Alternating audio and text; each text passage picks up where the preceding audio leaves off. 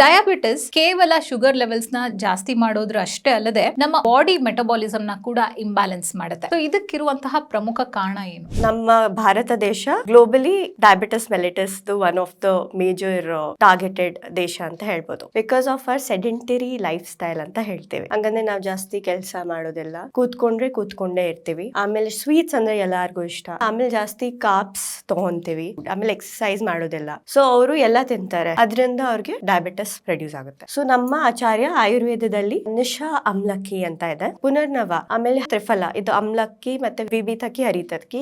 ಆಮೇಲೆ ನೀವು ನಿಂಬಾಗ್ ಅಂತ ತಗೊಬಹುದು, ಬೇವು ಬೆಲ್ಲ, ಅಮೃತ ಬಳ್ಳಿ, ಅದು ಎಲ್ಲಾರು ಮನೆಯಲ್ಲಿ ಬೆಳೆಸ್ತಾರೆ. ಶುಗರ್ ಲೆವೆಲ್ ಕಮ್ಮಿ ಆಗುತ್ತೆ. ನೀವೇನಾದ್ರೂ ಆಯುರ್ವೇದಿಕ್ ಸೊಲ್ಯೂಷನ್ ನ ಹುಡುಕ್ತಾ ಇದ್ರೆ be better diabetic care product ನ ನೀವು ಕೂಡ ಬಳಕೆ ಮಾಡಬಹುದು. ಇದನ್ನ ಮೆಟಬಾಲಿಸಮ್ ಹಾಗೂ ಇನ್ಸುಲಿನ್ ಫಂಕ್ಷನ್ ನ ಇಂಪ್ರೂವ್ ಮಾಡುತ್ತೆ, ಶುಗರ್ ಕ್ರೇವಿಂಗ್ಸ್ ನ ಕಡಿಮೆ ಮಾಡಿ ಅಬ್ಸಾರ್ಪ್ಷನ್ ನ ಹೆಚ್ಚು ಮಾಡುತ್ತೆ.